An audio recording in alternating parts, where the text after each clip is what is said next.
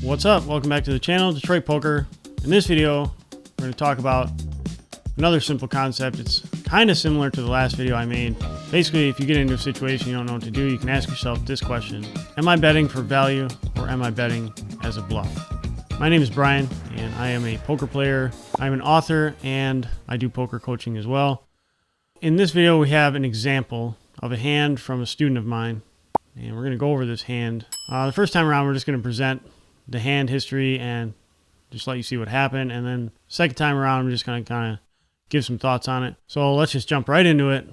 Hero is playing 1-2, no limit hold'em. We're in the big blind. We have $500 stack, and we get dealt King 8 offsuit. The hijack limps in. Hijack covers Hero. And the cutoff limps in, and cutoff also covers Hero. And the small blind folds, and it's on us, and Hero decides to check the option, go off to the flop 3 ways. And the flop comes out Ace King 4 with a couple of spades and a heart. And the Hero decides to place a bet here for $10. The hijack makes the call, and the cutoff makes the call. So 3 ways to the turn, and the turn comes in 8 of spades.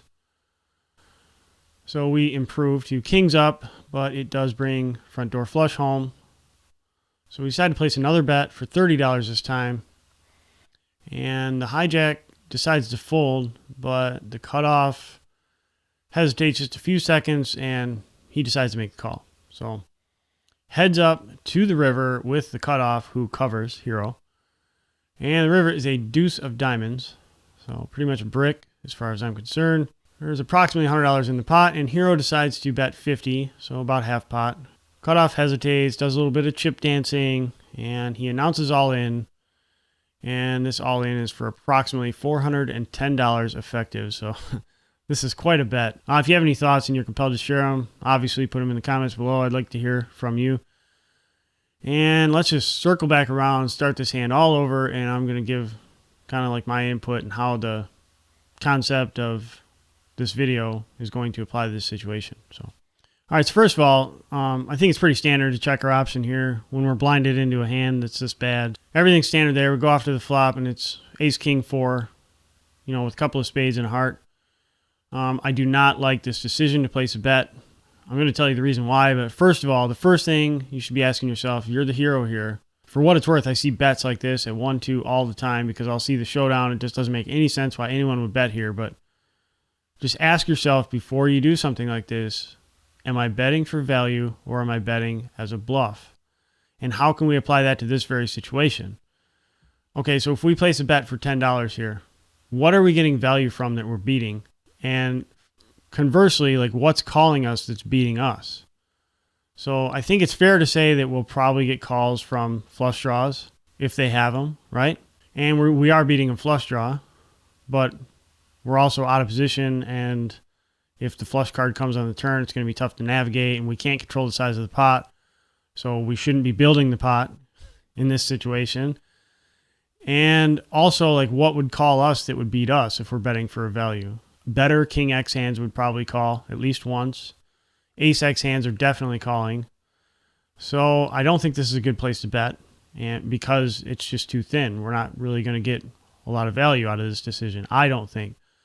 So that being said, we bet $10, we get called in both spots. So if you're sitting there real time and you place a questionable bet like this and you get called in 2 spots, I don't know about you, but I would be confused and I would be uncomfortable because I have no idea where I'm at in this hand. I don't know what either opponent has. All we can do is make assumptions that one of them has a flush draw, the other one might have an ace. Who knows where we're at in this hand? We have no idea.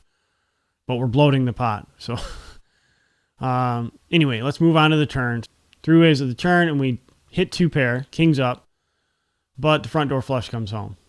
It is very plausible that one of these opponents could have a flush at this point in the hand.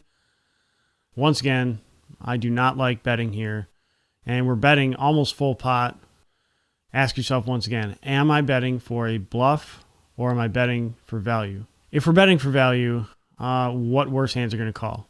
I mean, I suppose an ace might call again, but I think the sizing is probably a little bit too big for an ace to call.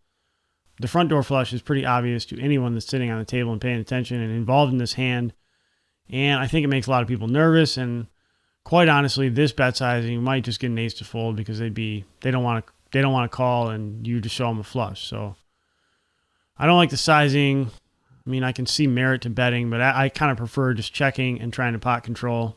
We do get rid of hijack, but the cutoff calls, and I would be pretty concerned when the cutoff called this size of a bet on this particular turn card. So off to the river we go, heads up, and it's a deuce of diamonds, definitely a brick. Hero decides to size down here and bet about half pot.